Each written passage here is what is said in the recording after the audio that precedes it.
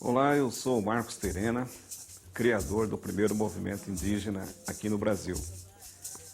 Eu nasci numa pequena reserva do meu povo, em pleno Pantanal do Mato Grosso do Sul, chamado Posto Indígena de Toné.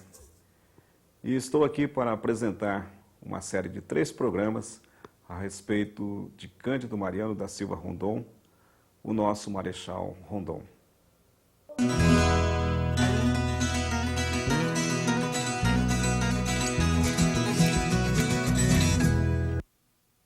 Neste primeiro programa vamos falar sobre Rondon, suas origens desde Mimoso, no Pantanal do Mato Grosso, até o seu ingresso no Exército Brasileiro, o pensamento positivista e as expedições pelo interior do Brasil.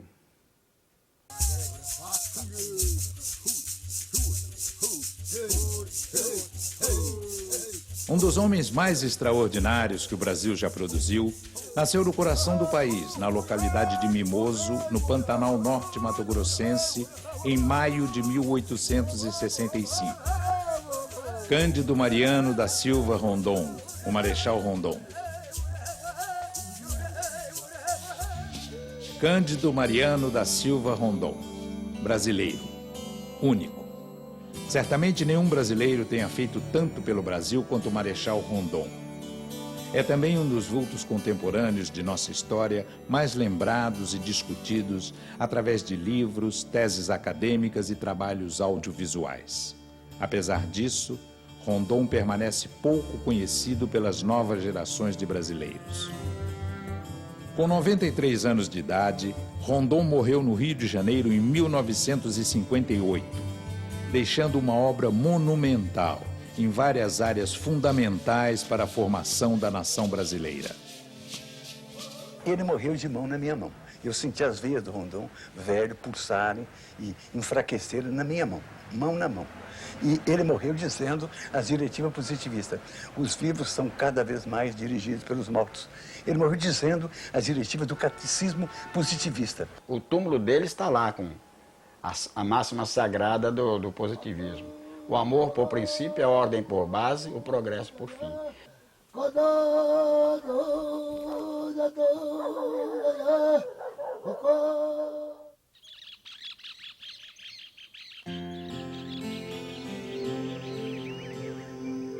Incomparável jardim da natureza, emoldurado de verdes morrarias, adornado de altaneiros, buritizais e densas cordilheiras de cambarazais, circundado de volumosas baías que escoam para o rio Ibitiraí, o Pantanal do Mimoso, bucólica localidade em que nasci, é o rincão pastoril mais belo da terra de Antônio Jô, do Brasil inteiro, quiçá do mundo.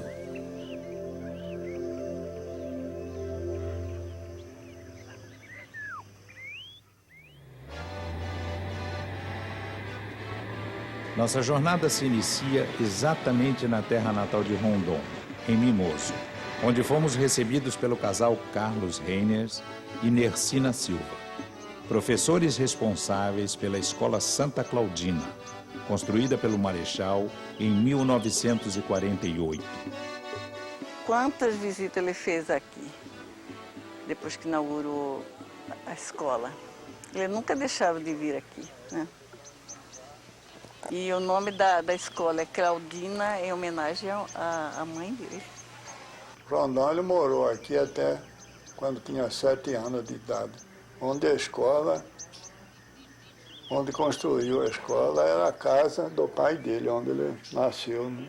O povo daqui. Nossos anfitriões nos levaram a um casal de descendentes de Rondon que ainda vivem em Mimoso. Minha mãe, que era... não sei se era sobrinha também. Da mãe do Cândido Mariano. Era sobrinha. É, sobrinha. Meu avô chamava João Mariano. Era irmão do Cândido Mariano velho, pai do Cândido Mariano. Mais novo. Mais novo.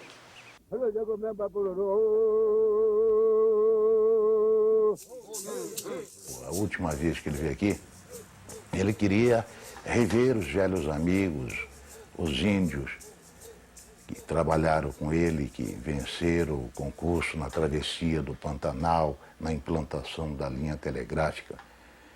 E dentre esses índios tinha um que ele dedicava muito afeto, muito amor, muito carinho, porque era o sangue dele, e passou 50 anos trabalhando com ele. Esse índio chamava-se Oarine Ecureu, e o apelido era Cadete. E o Rondon queria vê-lo pela última vez, sabendo que a morte estava se aproximando, e o SPI naquela época mandou reunir os bororos do Rio São Lourenço, do Corgo Grande e outros postos indígenas e levar até Mimoso. E Cadete disse a ele: ô Rondon, você tá velho, muito velho, vem pra cá, acaba de envelhecer aqui, morre conosco, só Bororo tem competência para enterrar você, Rondon. Vem pra cá, que nós é que podemos enterrar você. Vamos fazer o seu funeral maior Bacururu, que é o funeral Bororo. E o Rondon pacientemente explicava para ele: Cadete, eu não posso. Nós convivemos juntos 50 anos, mas a minha família está no Rio de Janeiro, todos estão enterrados lá. E um dia estava eu no Rio, dirigi o Museu do Índio, quando o Rondon me chama à casa dele e mostra o telegrama. O Cadete é que tinha morrido. E era o telegrama para ele ir, ele devia ir como um bororo, todos os bororos tinham que ir assistir o cerimonial fúnebre do Cadete. Então ele disse: não, Darcy, vai você, eu não posso, nessa idade, eu não posso ir lá participar disso.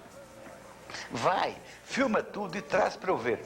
Então o Rondon gravou um texto lindíssimo em Bororo, que era mais ou menos assim: vejam, olhem para ele, ele é fulano, olhem bem para ele, ele está olhando para vocês, é com meus olhos, eu estou olhando para vocês. Olhem o ouvido dele, estão vendo a orelha dele? Ele é minha orelha, ele está ouvindo, é o meu ouvido que está ouvindo. A boca, olhem para a boca dele, ele vai falar, sou eu que estou falando para vocês. Ele deve ir aí, eu estou muito fraco, não posso ir à cerimônia do Cadete, ele está aí. Olhem bem para ele, sou eu. Acho que isso o vovô nos ensinou sempre desde pequenas. Ele que tinha uma origem bororo, terena, né? Esse amor pelo povo indígena, né? Pelos povos indígenas, esse respeito que ele teve por todos os povos ao longo do seu percurso da linha telegráfica, a grande preocupação que ele tinha de conhecer esses povos, de respeitar as culturas, de defender esses povos. Desde cedo, Rondon procurava superar os desafios que se apresentavam em sua vida. Menino pobre, saído do Pantanal mato-grossense, criado pelo tio, foi aos 8 anos estudar em Cuiabá e de lá, com obstinação, conseguiu ser admitido na Escola Militar do Rio de Janeiro. Marechal Rondon, ele foi um soldado a vida inteira. Mas cumprindo a missão de soldado e mercê das qualidades, mercê da sua personalidade muito singular, ele passou além da tarefa militar, das missões que lhe eram impostas pelos regulamentos militares, pelas ordens militares, e se transformou num dos brasileiros mais ilustres do século passado. Ele era um sujeito profundamente legalista, tinha um respeito quase religioso pela lei e pelas instituições nacionais. E Rondon era um positivista ortodoxo, porque era membro aqui da igreja.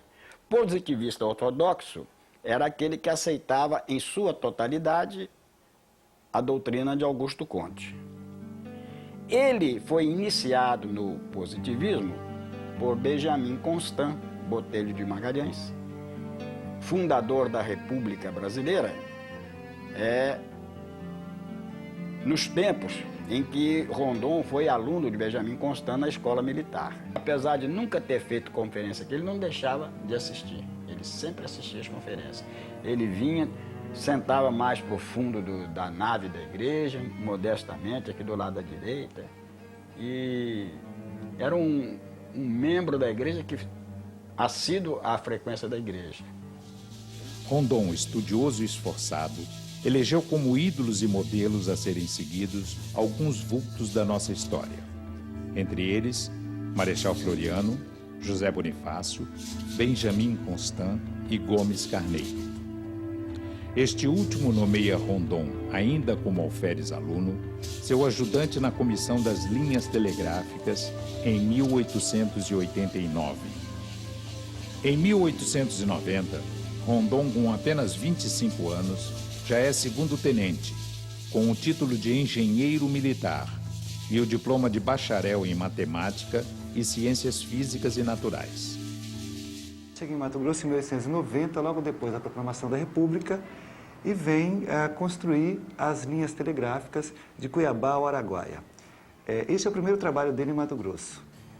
Ele chega aqui em 1890 como ajudante do general Gomes Carneiro, né? E nessa primeira fase, essa primeira linha, ela vai ligar Cuiabá ao Rio de Janeiro através de Goiás. Esta linha tem cerca de 500 quilômetros, né? Isso aqui é feito em um ano.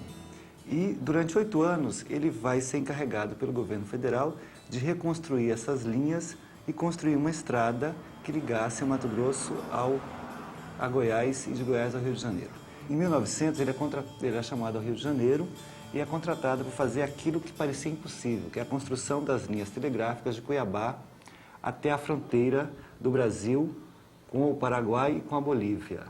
Várias tentativas já tinham sido feitas no sentido de construir essa linha e todas tinham fracassado. Em 1906 ele conclui esse trabalho e em 1907 ele é convidado para a construção das linhas telegráficas do Mato Grosso ao Amazonas. Em 8 anos, entre 1907 e 1915, Rondon inaugurou 25 estações telegráficas e construiu 2.268 quilômetros de linhas, das quais 1.500 em terras desconhecidas. Catalogou cerca de 24 mil exemplares de botânica, zoologia, mineralogia e geologia. Determinou mais de 200 coordenadas geográficas e travou contato com 65 tribos indígenas. Este contato com os povos indígenas faz com que Rondon crie os alicerces necessários para a implantação de uma política indigenista oficial. O progresso deveria respeitar os povos indígenas e seu habitat natural, com seus costumes e tradições. Rondon passa então a ser o mais árduo defensor dos direitos dos povos indígenas. Rondon tinha consciência da importância de sua obra para a posteridade. Nesse sentido, ele se preocupou em registrar de todas as maneiras possíveis e impossíveis o resultado de suas expedições.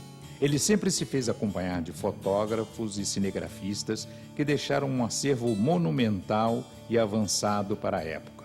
O Major Tomás Reis, componente da equipe de Rondon, foi na verdade um cineasta pioneiro, incumbido que foi de registrar para o cinema as expedições do Marechal, com equipamentos de última geração adquiridos na Europa. Os filmes da Comissão Rondon chegaram mesmo a ser exibidos nas salas de cinema com grande sucesso comercial, que contribuiu para arrecadar fundos para novas expedições. Ele foi capaz de perceber que a fotografia e o cinema dariam visibilidade à sua obra. Essa visão mercadológica de Rondon fez com que seu trabalho corresse mundo, o que levou o ex-presidente americano e naturalista Theodore Roosevelt a procurá-lo para realizar uma expedição que ficou conhecida como Expedição Roosevelt-Rondon.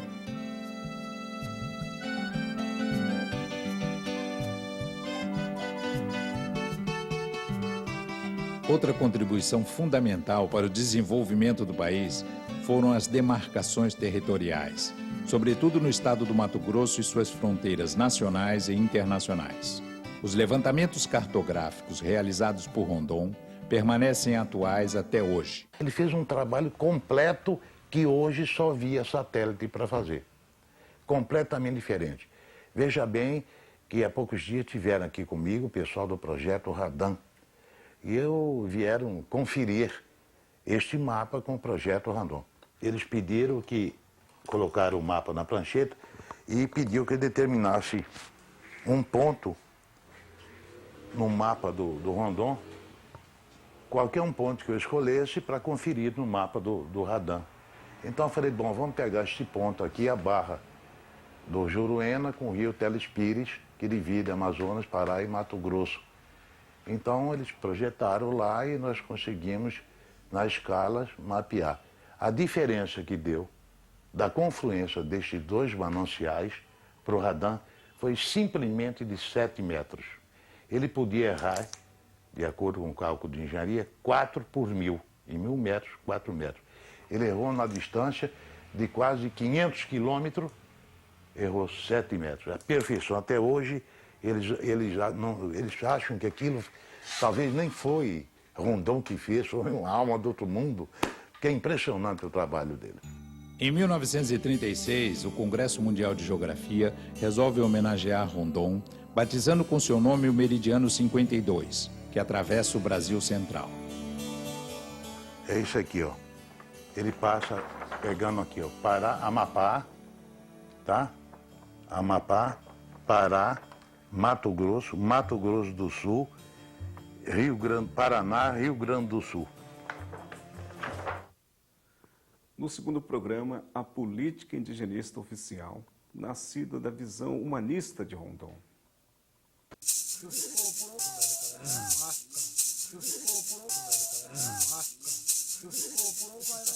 Em 1910, o governo brasileiro assume publicamente a defesa dos direitos indígenas com a criação do SPI, Serviço de Proteção ao Índio.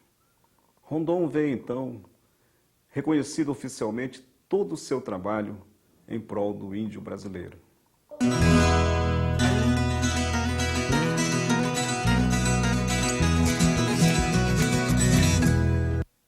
Nós, os chamados líderes indígenas desse Brasil do século XXI, nós temos que reconhecer o trabalho de Rondon, porque foi um trabalho realizado a partir de um pensamento positivista, que depois se transformou em humanista e que gerou a defesa dos direitos indígenas, povos que não eram reconhecidos, mas também povos que tinham direito à vida.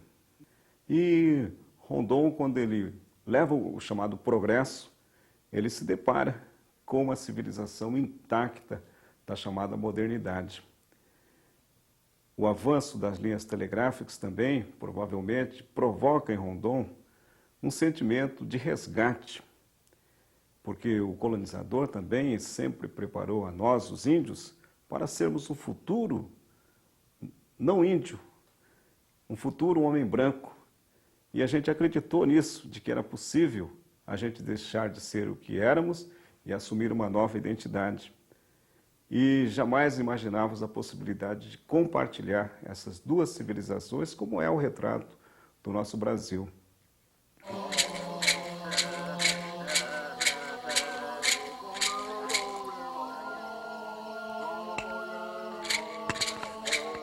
Em suas inúmeras incursões pelo Brasil Central e pela Amazônia, Rondon travou contato com várias tribos indígenas.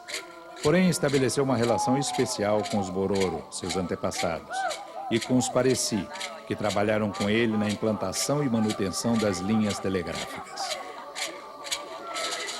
Eu me pergunto na minha tese por que será que Rondon teve tanto sucesso no trabalho com os índios Pareci, mais do que com os outros índios. Na perspectiva dos índios, Rondon foi compreendido como um herói mítico. Rondon foi incorporado na cultura dos Pareci. Eu faço essa analogia com o mito de origem dos Pareci. Eles surgem num lugar chamado Ponte de Pedra, que onde depois foi uma estação telegráfica. Então eles saem das pedras através de um grupo de irmãos. E havia um irmão mais velho, o Azarem, que era o irmão que determinava onde é que o povo Pareci deveria morar. E o Marechal Rondon chega num momento em que os índios vivenciam um caos pela invasão dos seringais e ele, como herói mítico, também passa a determinar onde é que as pessoas iam morar e redistribuiu o território como fazia o herói mítico. Então ele se estabeleceu como uma espécie de uma chefia Pareci e passa então a proteger os índios. Em Cuiabá, nossa equipe conheceu Simval da Silva Zuazocoeiro, mestiço de uma índia Pareci com um telegrafista de Rondon. Ele nos levou até a estação Pareci, na região central de Mato Grosso, onde nasceu e viveu com um dos muitos grupos de Pareci espalhados pelo estado. Aqui, né, você vê a demarcação de Rondon, que é das 3.680 hectares, aquela parte ali, né? Toda aquela parte daí para cá, né? Cruz vai direto para cá, para o sentido leste. Lá ela faz o ângulo, né? Sentido norte. E você vê que foi tudo invadido por fazendeiros, né? Ficamos com desses 3.680 hectares, temos 360 hectares só. Aí você vê que é onde que colocaram a placa. A placa, você vê que colocaram na BR, né? A divisa, que como se a BR que fosse a divisa dos índios, não é. A demarcação é lá atrás, onde eu mostrei para vocês anteriormente.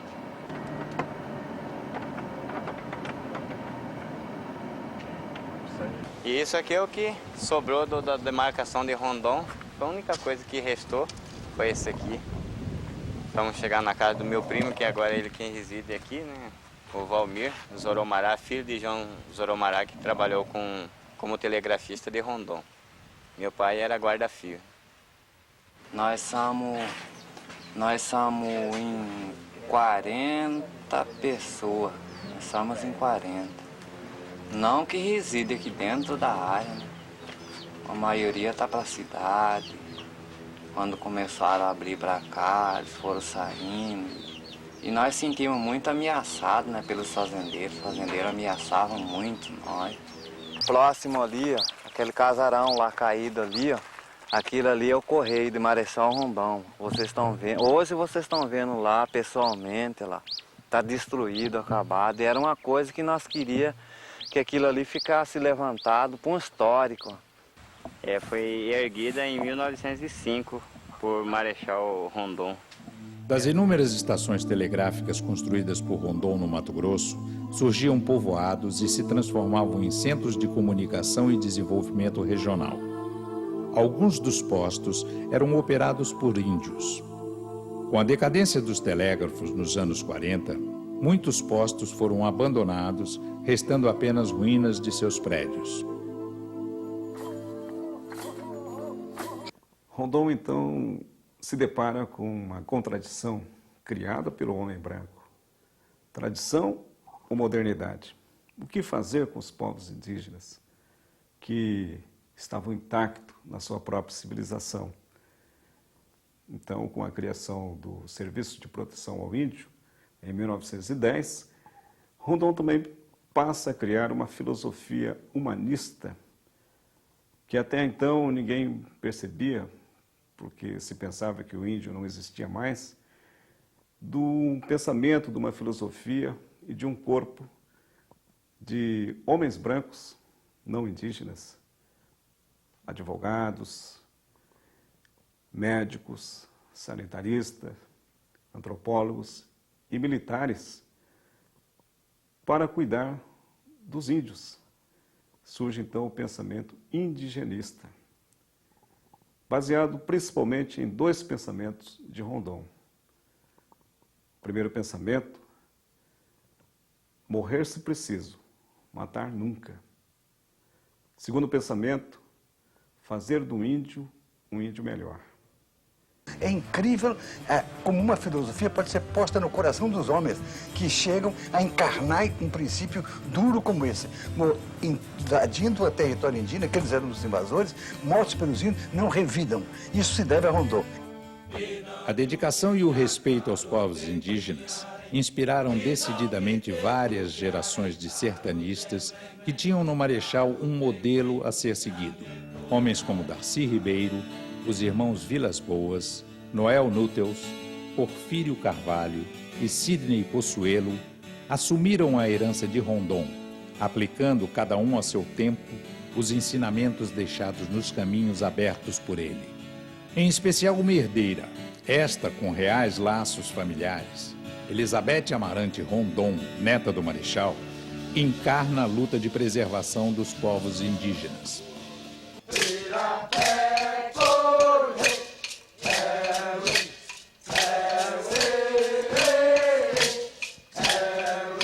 Eu sou Elizabeth Eraci Rondon Amarante, sou neta de Rondon, sou filha da Clotilde, casada com o Amarante, irmão do Amarante, que trabalhou tanto também com Rondon em toda essa região, né?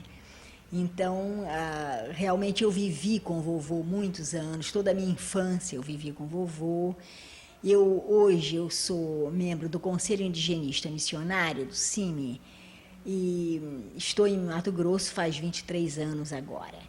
Eu sou religiosa da Congregação do Sagrado Coração de Jesus e desde então, 23 anos, eu estou trabalhando no Conselho Indigenista Missionário, como membro do Conselho, com os povos da região do norte de Mato Grosso, noroeste de Mato Grosso. O povo Iranche, inicialmente, e depois o povo Minqui. São povos parentes, um grupo isolado, língua isolada. Os Minqui foram contatados em 71, eram apenas 23 pessoas naquele tempo, com machado de pedra lascada. Hoje são 81 pessoas. Dos legados de Rondon, nós do CIMI, nos orgulhamos de ter, né, entre os legados mais importantes, uma das suas netas, que foi até vice-presidente do CIMI, que dedicou toda a sua vida, de fato, ao povo indígena, Minqui, né, um povo de pouco contato, e que é um símbolo um pouco dessa nova postura, dessa luta junto aos povos indígenas. Sempre dizem, você está continuando a obra de seu avô. Não estou continuando, mas quem sabe herdei dele, em parte, né, esse amor pelas etnias minoritárias, pelo valor que essas etnias trazem para a nossa sociedade. E quando conheci o Conselho Indigenista Missionário, sim, eu me apaixonei por essa ideia de viver uma vida não só de trabalhar para eles, mas de viver com eles. Acho que isso o vovô nos ensinou sempre desde pequenas, ele que tinha uma origem bororo, terena, esse amor pelo povo indígena, né? Pelos povos indígenas, esse respeito que ele teve por todos os povos ao longo do seu percurso da linha telegráfica, a grande preocupação que ele tinha de conhecer esses povos, de respeitar as culturas, de defender esses povos. O Rondon, ele era uma pessoa que tinha muita visão, né, o relacionamento do Estado com os índios. Ele foi o primeiro, depois de Zé Bonifácio, foi um dos primeiros que disse que é para tratar os índios como se fossem nações aqui dentro, né? Os ensinamentos do Rondon não só atingiram nós também não. A política rondoniana era aquela do Darcy, era aquela do próprio Noel Nutters. Noel adorava o Marechal, né? E o Darcy respeitava o Marechal, porque era o grande homem do índio naquela época, né? Então, uma coisa fantástica. E nós fazíamos o possível para seguir esses líderes, toda a política rondoniana, né? Herói, nosso grande herói, sem dúvida nenhuma, é Rondon, né, por tudo que ele fez na sua época, né, contra tudo e contra todo, que ele inicia todo o movimento que coloca o governo no seu papel de responsável por esses povos. E dentro dessa filosofia de Rondon, a gente também não pode esquecer dos discípulos de Rondon, seja no Exército Brasileiro, seja na Força Aérea Brasileira, seja na Marinha, porque Rondon nasceu das Forças Armadas, se formou como oficial do Exército Brasileiro, mas também o pensamento de Rondon gera novos sistemas, novos parâmetros de filosofia de vida. O Nutters como médico que acompanhava de perto, convivia com a tuberculose que assediou as comunidades indígenas, que matou muita gente, descobriu, por exemplo, que a gripe, que é tão comum no meio urbano, que muitas vezes não faz mal para quem mora na cidade, mas lá na aldeia a gripe mata.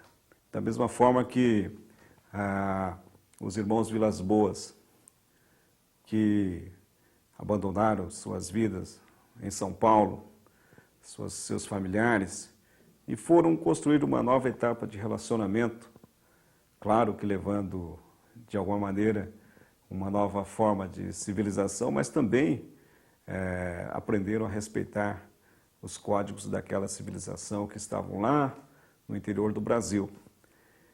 E os irmãos Vilas Boas, que fizeram uma série de contatos com povos arredios e que possibilitaram aquilo que vai ser a ilha ecológica do Brasil, em pleno centro-oeste, que é o Parque Indígena do Xingu. A gente não pode esquecer de pessoas que fizeram contato com o Chavante, por exemplo, como o Chico Meirelles, e também da nova geração de indigenistas, de sertanistas, que ainda hoje estão lá no meio das matas, vivendo, compartilhando, convivendo e lutando para defender os interesses indígenas, como Sidney Possuelo, que coordena essas ações através da FUNAI. A FUNAI nasce do SPI, criado por Rondon. Então ela herda não somente equipamentos ou isso, aquilo, mas ela herda os homens e as práticas, a filosofia. Então a filosofia, ainda da FUNAI, era a filosofia de efetuar contato, efetuar contato, efetuar contato. Quando você via o índio isolado, ele vive tranquilo, ele vive bem, está no seu métier. Se você faz o contato, ele tem tantas perdas, ele perde por questões de doenças, há uma depopulação muito grande, desaparecem muitos índios, quando não desaparece a tribo inteira, eles têm uma grande diminuição no seu contingente humano. Se você não faz o contato e os deixa, anos depois você volta lá, eles já não existem mais, porque as frentes pioneiras da civilização, do desenvolvimento nacional, vão entrando e vão empurrando e vão desaparecendo aqueles povos. E também o trabalho que vem sendo feito ainda hoje, persistentemente, por pessoas como o Carvalho, Porfírio Carvalho, junto aos Waimiri Atuari, na Amazônia brasileira. Me chamaram porque os índios Waimiri Atuari tinham atacado um grupo de funcionários, tinha morto os funcionários, e eu fui chamado para trabalhar, fazer parte da equipe lá. É um projeto de vida, né, aos índios Waimiri Atuari, que consistia num projeto por 25 anos, e que nós íamos resgatar toda a dignidade dele e a autonomia que eles tinham antes do contato. Era uma dívida que a sociedade brasileira tinha. E nós temos um sistema de saúde funcionando, não é um sistema do governo, é um sistema nosso mesmo, que nos deixa muito tranquilo com relação à vida deles. Nós temos um sistema de escolar próprio, que não segue o sistema normal daqui, e que eles mesmos constroem. Hoje os índios, aqueles 374 que nós começamos em 86, hoje são 925 índios. E esses 925 índios felizes da vida. Esses 925 índios não estão sobrevivendo, estão vivendo. E eles hoje, eu posso dizer sem nenhum medo de ser contestado, são os índios que vivem em melhor situação nesse país. E talvez no mundo. E no meio de todo esse valor de busca da paz, através do diálogo e do respeito mútuo, a gente não pode também se esquecer de um dos mais polêmicos, mas não contraditório, porque tinha um objetivo claro, que foi o professor Darcy Ribeiro. O antropólogo, educador e pensador Darcy Ribeiro foi, dos herdeiros de Rondon, o que mais se empenhou em difundir a sua obra. Durante a longa convivência com o Marechal, Darcy foi seu porta-voz e intérprete. Liderou a campanha por sua candidatura ao Prêmio Nobel da Paz, obtendo adesões irrestritas das mais diferentes áreas da comunidade internacional em reconhecimento à sua importância para a paz entre os povos. O processo do prêmio foi interrompido com o seu falecimento em 1958. Ao leito de morte, suas últimas palavras, presenciadas por Darcy, foram: amor, ordem e progresso. E ele morreu dizendo as diretivas positivistas: os vivos são cada vez mais dirigidos pelos mortos. Ele morreu dizendo as diretivas do catecismo positivista. E foi para o cemitério São João Batista, foi sepultado, e eu fiz a oração fúnebre do Rondon. Se o Brasil nada devesse a Conte, que tamanha influência exerceu sobre o pensamento nacional, deveríamos acreditar, ao menos, o haver se conformado à luz dos princípios morais de sua filosofia, a mais rica, a mais coerente, a mais enérgica e a mais generosa personalidade jamais criada pelo povo brasileiro. No terceiro e último programa, vamos ver como os povos indígenas e seus líderes estão se organizando para defender suas culturas e os seus direitos fundamentais.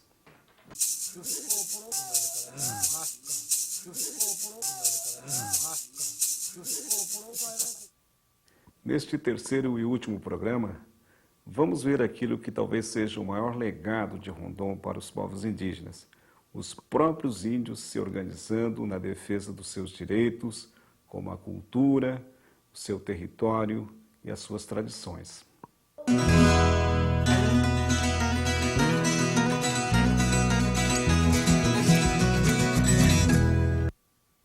Filosofia indígena não tem esquerda nem direita. Filosofia indígena não tem partido político. Filosofia indígena não tem a religião do homem branco, porque todos esses fatores dividem as pessoas e os povos. Então, nós temos que praticar na relação do futuro uma caminhada baseada nos rastros dos nossos antepassados.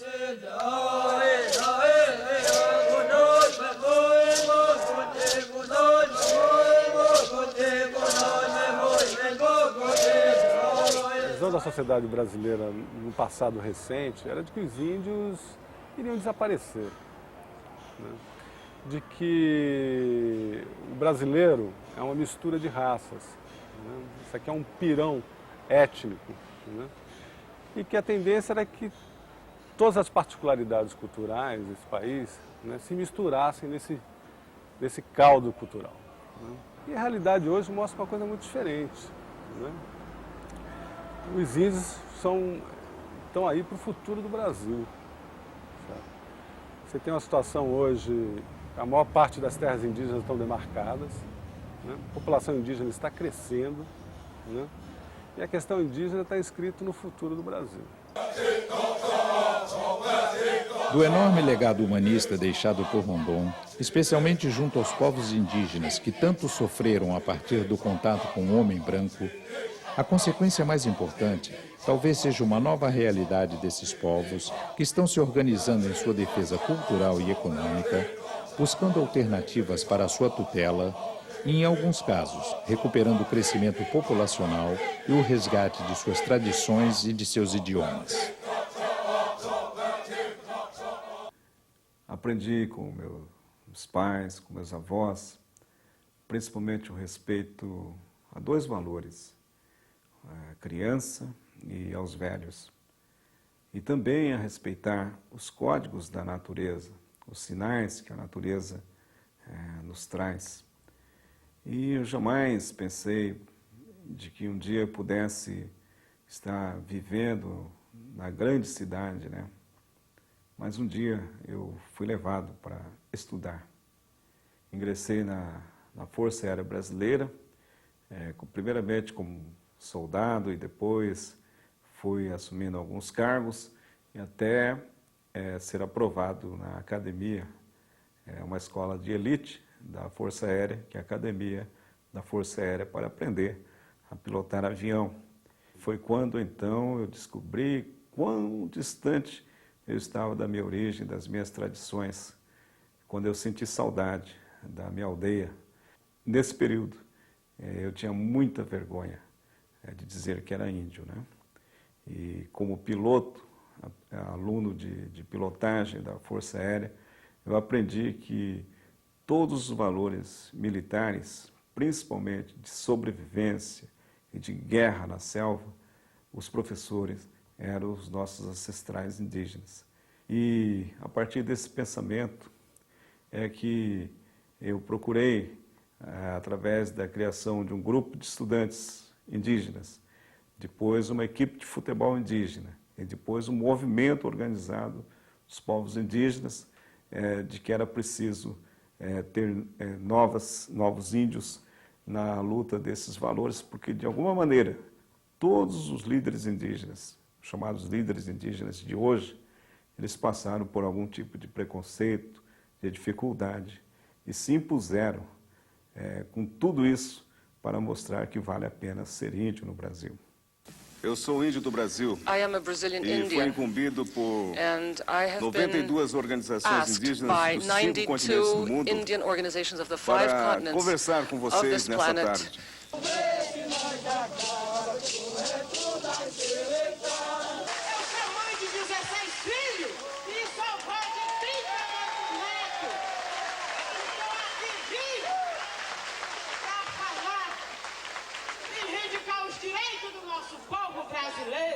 Os índios, desde 88, até antes um pouco, começam a ter suas organizações, né? Começam a ter os seus projetos. Né?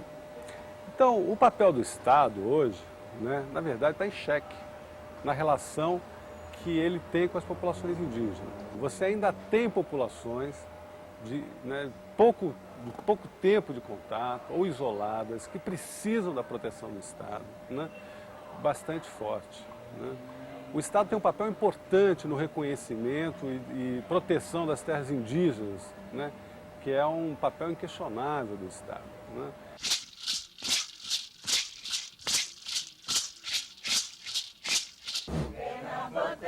Ailton Krenak nasceu no Vale do Rio Doce, em Minas Gerais.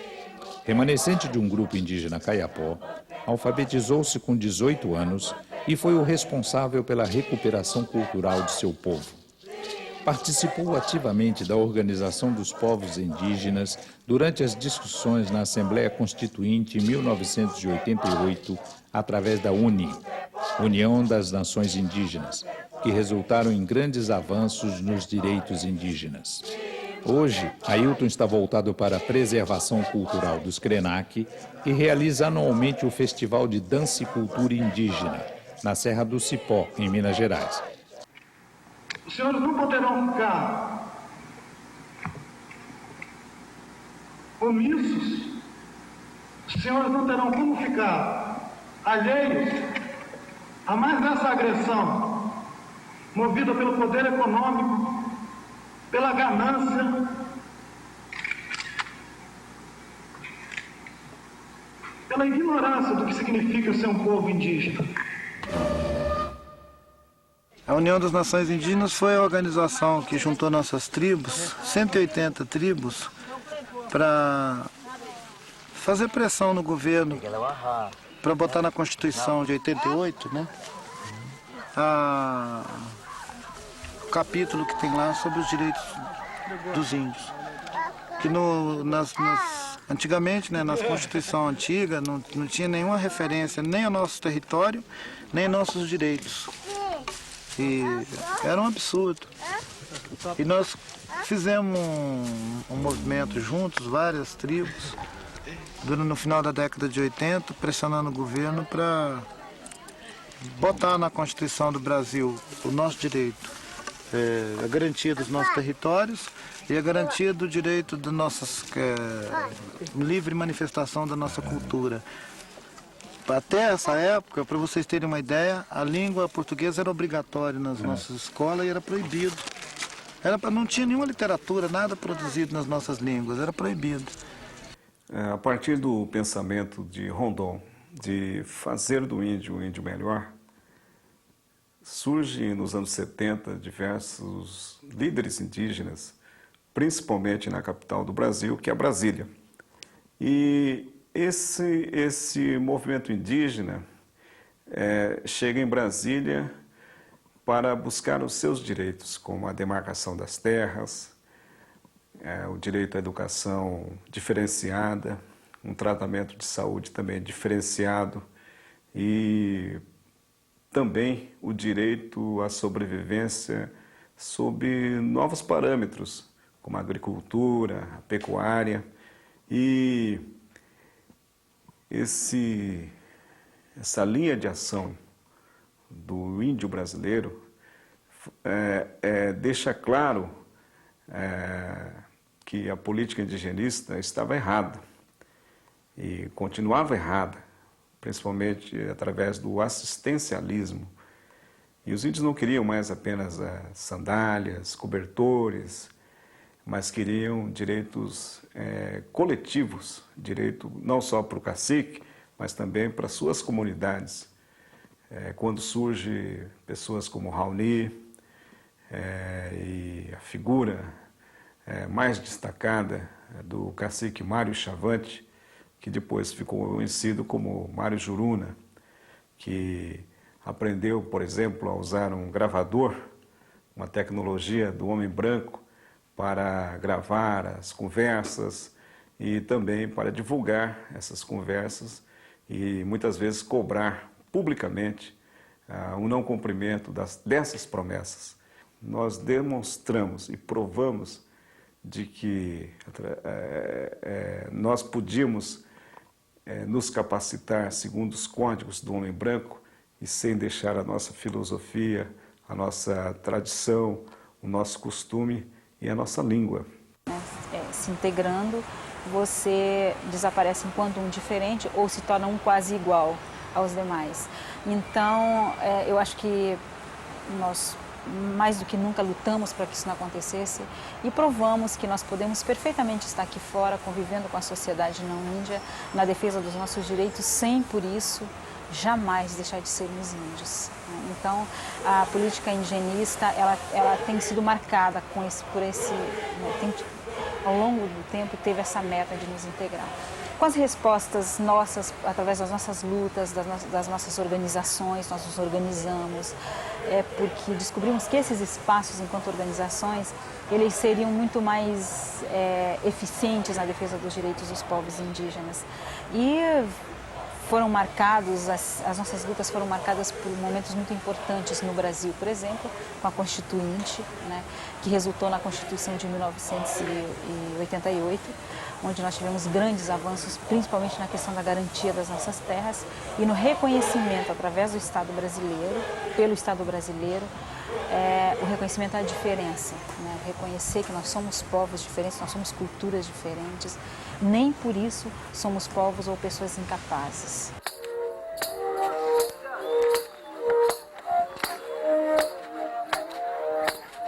Eu acho que a sua época, né, todas de alguma forma contribuíram. Em 1910, quando Rondon começa a trabalhar com os povos indígenas, quando com ele nasce essa coisa de construir o compromisso do Estado brasileiro na proteção dos territórios, das culturas, da integridade física mesmo dos índios, quando começaram a construir as linhas de transmissão nas terras do sul, em outras regiões, quando houve o desbravamento, né, do Brasil.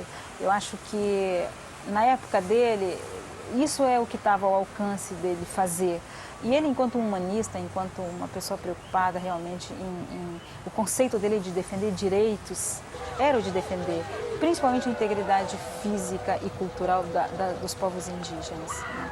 Eu acho que, com certeza, ele foi pioneiro nessa luta, ele é quem consegue tornar essa luta oficial, consegue levar isso, transformar isso numa discussão de Estado e consegue fazer com que isso seja um compromisso de Estado.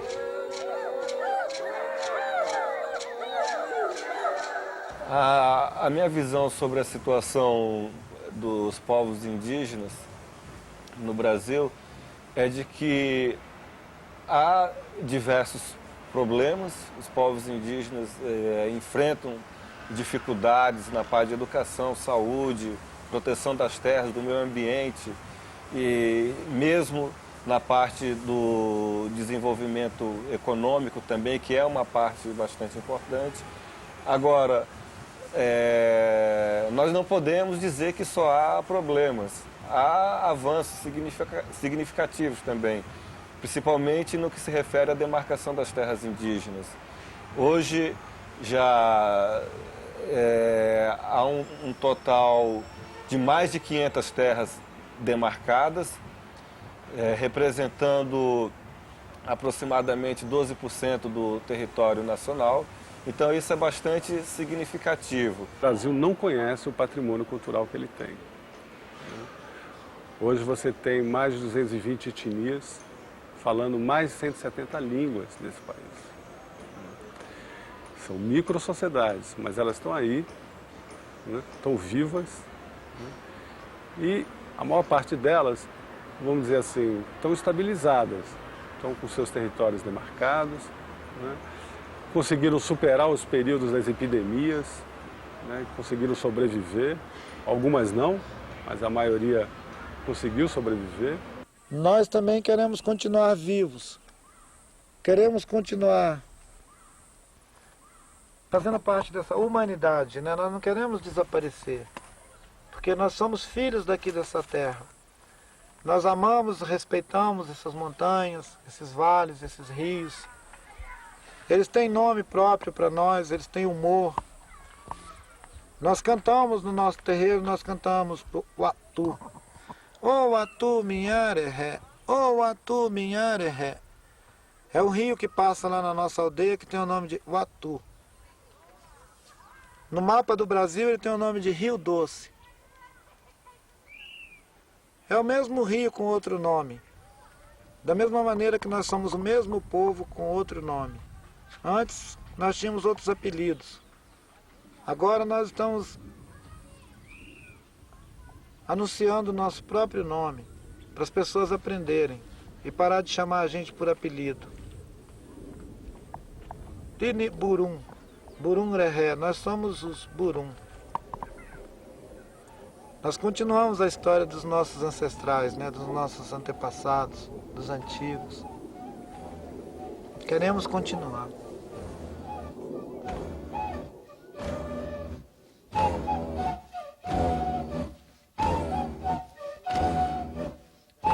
Cândido Mariano da Silva Rondon.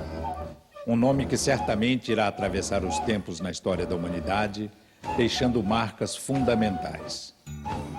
Seu pacifismo encontrou eco na figura de Gandhi, com quem se correspondeu. O homem que incorporou a modernidade não predatória, demarcando nossas fronteiras contemporâneas, num levantamento único da natureza da nossa terra, estabelecendo a comunicação do Brasil com os brasileiros e com o mundo.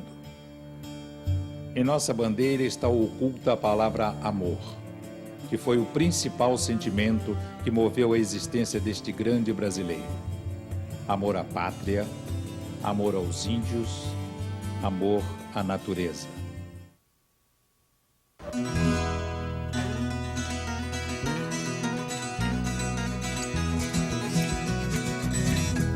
Hello.